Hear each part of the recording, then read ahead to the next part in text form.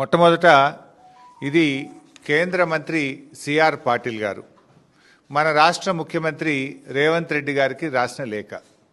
CR Patil గారు గత నెల 23 సెప్టెంబర్ 2025న ఈ లేఖ రాశారు. మన ముఖ్యమంత్రి రేవంత్ రెడ్డి గారికి 20 రోజుల క్రితం రాసిన లేఖ ఇది.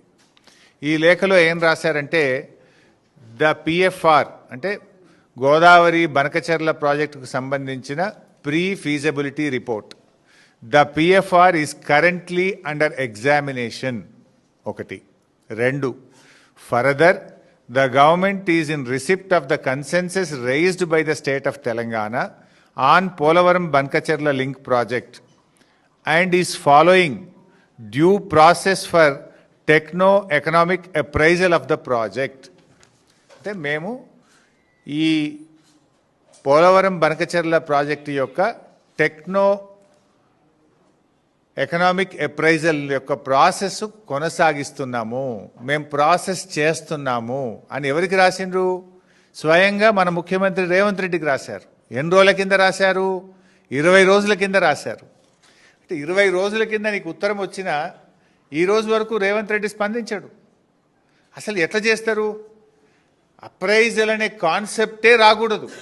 ఎందుకు రాకూడదు అప్రైజల్ అనే concept? It is not qualified to examine. మన దేశంలో వరద జలాల మీద డిపిఆర్ల అప్రైజల్ జరగదు. మన దేశంలో ఉన్న సెంట్రల్ వాటర్ కమిషన్ నిబంధనలు కానీ, మన రాజ్యాంగం కానీ, మన దేశంలో నదీ జలాల పంపిణీ కానీ ఎప్పుడు కూడా నికర జలాల మీదనే జరుగుతుంది. అంటే వరద జలాల మీద అసలు ప్రాజెక్ట్ రిపోర్ట్లే ఉండవు, దాని మీద అప్రైజలే జరగదు. అందువల్ల ఇది వరద జలాల మీద ఎప్పుడైతే ఆంధ్రప్రదేశ్ ప్రభుత్వం సబ్మిట్ చేసిందో, this is not entitled for appraisal. అసలు అది క్వాలిఫైయే కాదు.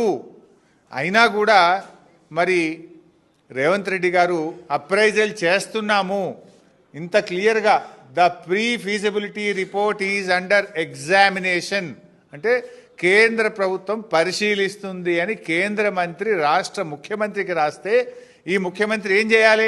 నువ్వు అసలు ఎట్లా ఎగ్జామిన్ చేస్తావు? వరద జలాల మీద ఈ దేశంలో ఇప్పటి వరకు ఏదైనా ఒక ప్రాజెక్టు అనుమతించిండ్రా?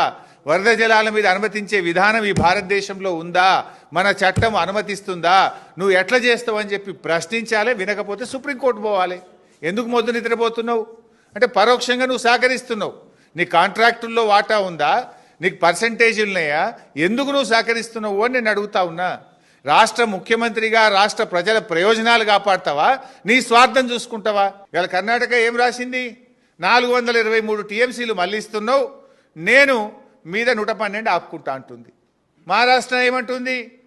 అదే రేషియోలో ఆ రోజు 45-21-14 రేషియోలో నేను 74 ఆపుకుంటా కృష్ణాల అని మహారాష్ట్ర అంటుంది. ఇప్పుడు ఇక 112 కర్ణాటక ఆపితే 74 మహారాష్ట్ర ఆపితే మన పరిస్థితి ఏంది? ఇంత కృష్ణా నీళ్ళు కూడా రావు. మాట్లాడితే నల్లమల బిడ్డ అంటాడు.